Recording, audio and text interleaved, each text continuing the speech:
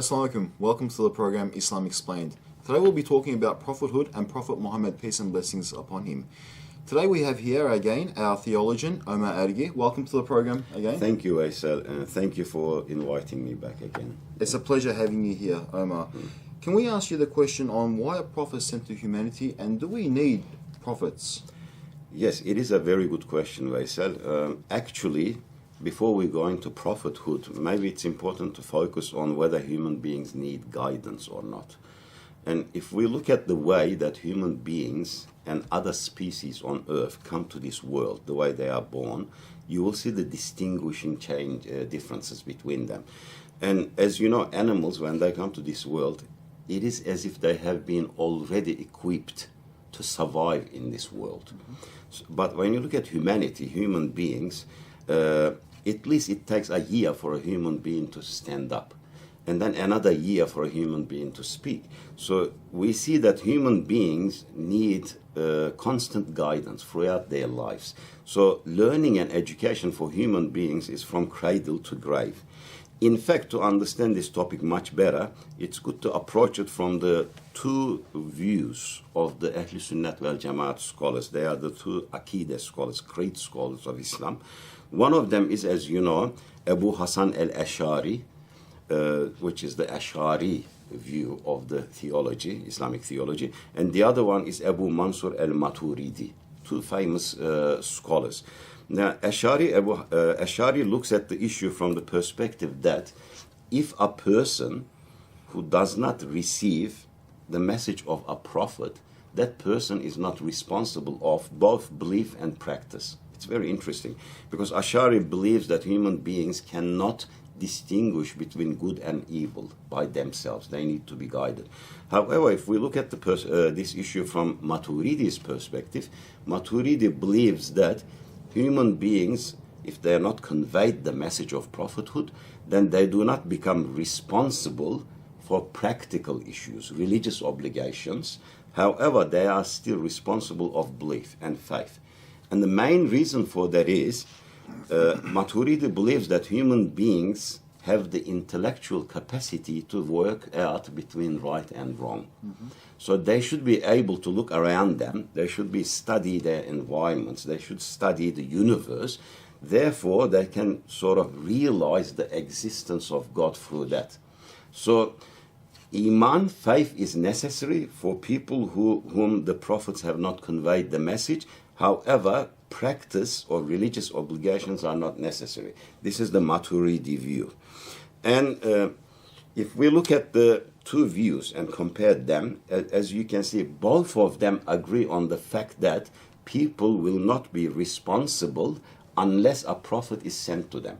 And the Holy Quran affirms their view with the words, وَمَا كُنَّا مُعَذِّبِينَ حَتَّى نَبْعَثَ رَسُولًا, which means we will never punish until we send the messenger. So how is it an advantage to us then? If prophets were not sent, we would not be responsible for our actions. Therefore, there would have not been any punishment. Yeah, that's a good point, Vaisal, because people do think like that too. If there is no prophethood, if no prophet comes with a message, then people will not be responsible, and therefore they will not be accountable either. Then how can that be an advantage for us? The reason that it is an advantage, we are different to the rest of the creation. We are created in a way, the Quran mentions this as well, ahsani taqweem, the best, the most perfect of patterns. So human beings are at a level where they can fall below the level of animals, or they can rise to a rank which is referred to as alai illiyin. But they can also fall to a level of asfali safilin. Yes, that's right. So, which means that we got great potential as human beings. But in order to develop that potential, we need guidance. This is why we need prophets. In fact, if you look at the issue from this perspective, human beings are extremely complex beings. There are many aspects to us. For example, the body, the mind, the soul, emotions, powers that have no limits. This is how human beings are. In fact, I mentioned this once at a certain meeting, that if we give human beings or a certain human being the entire planet of Earth. And if we say to them, here's the title of this world, it belongs to you, you can use it as the way you like. I can guarantee you through our nafs, that human being, after a certain period of time, will become bored of this world. And he will start looking up into the heavens, and he will start saying, I wonder if I can get my hands on Jupiter or Venus. And that's how human beings are. So our emotions our potentials are unlimited. We have that flexibility. That's how we've been created. Such complexity, though, also produces innumerable permutations of human behavior and countless situations related to human affairs. So, therefore, infinite knowledge is required to determine the right course of action and to find a balance in the inner life, interpersonal life, and social relations for human beings. Since this is beyond human beings, beyond the scope of human beings, God will guide human beings by sending a religion, a deen. In order to send a religion, God sends prophets, because religions are conveyed through prophets. With an appointed messenger, which we call a prophet, God sends his message, it is conveyed to humanity, and humanity is guided in matters that involve the life after and worldly affairs as well. Now, we can look at the issue from a theological perspective too, and I think this is a very important issue. The majestic universe that we live in, this majestic universe, just imagine, according to some people, they say that only the star system or the galaxy that we exist in, the Milky Way galaxy, contains about 400 billion stars. It's huge. And it's 100,000 light years thick. It's amazing, isn't it? Our neighboring galaxy, which is called the Andromeda galaxy, M31 galaxy, it is about 2.4 light years away from, a million light years away from us, which means that for us to get to the next galaxy, even if we had the technology to travel at the velocity of light, it would take us 2.4 million years. Wow. Now, they say that there are perhaps 500 billion galaxies in the universe. It's huge. It's so complex. So, when we look at this majestic universe and its complexity and its innumerable purposes and the art displayed in it, it shows that its maker creates with infinite knowledge. Mm-hmm. So, the agent who created this universe have to have infinite knowledge. The one who knows, obviously, speaks in matters pertaining to areas that fall in his knowledge. So if you're specialized in certain discipline of science, obviously you would speak out your knowledge. That's right. It's a normal reaction because you have that talent, you will speak it out. So since God has the attribute, Allah subhanahu wa ta'ala has the attribute of kalam, which is a sifatullah, speech, it means speech, God will speak. And who will he speak to? He will speak to a being who is conscious and is able to speak back. The being that God speaks to have to be self-aware, self-conscious. They need intellect. Yeah, and that being needs to have the ability to speak back. And if we look at all the beings, especially those who live on this earth, you will see that human beings are the most comprehensive of all conscious beings. God will certainly speak to human beings. But amongst the human beings, who will God speak to? Now we are sort of narrowing the whole thing down. Who will God speak to amongst the human beings? God will speak to those who are most worthy to carry the God's word and competently convey and represent God's words to other people. So they need to be unique human beings for God to speak to them. Therefore, God will speak to his prophets, to the prophets, which means God will speak to Adam, God will speak to Noah, God will speak to Abraham, God will speak to Moses and Jesus, and ultimately, since both friend and enemy testify to his faith, truthfulness, trustworthiness, his high values and morals, surely God will speak to Prophet Muhammad sallallahu alaihi wasallam. And he has spoken to him. He has spoken to him. So what's so unique about Prophet Muhammad? Why is Prophet Muhammad so unique? That's a good point too. People would ask that as well. You know, people of other religions might ask that as well.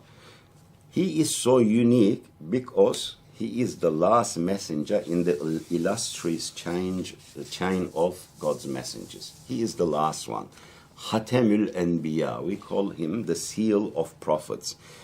As when we look at the human history, since Adam, the first human being and the first prophet, God has been building, constructing his religion through his prophets. With Prophet Muhammad ﷺ, the roof of the religion have been placed and the religion has been completed.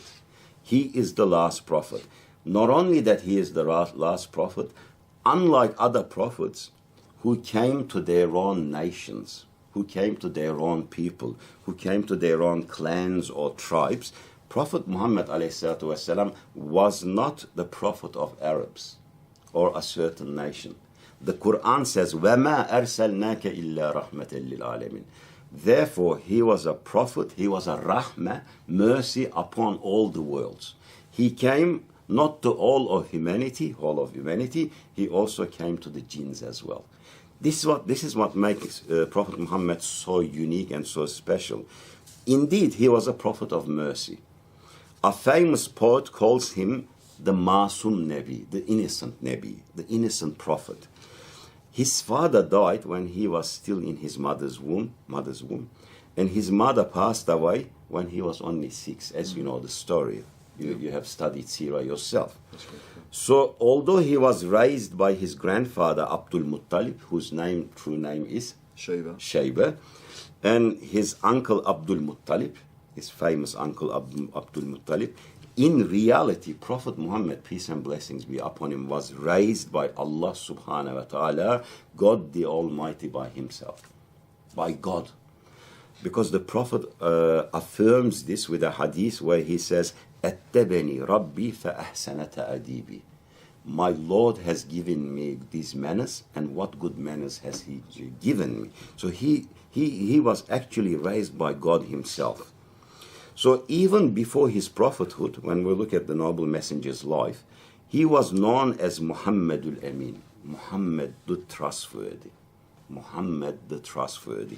The entire city of Mecca, non-believers including, and those who were even Prophet's enemy, arch enemies, they referred to him as Muhammad the trustworthy.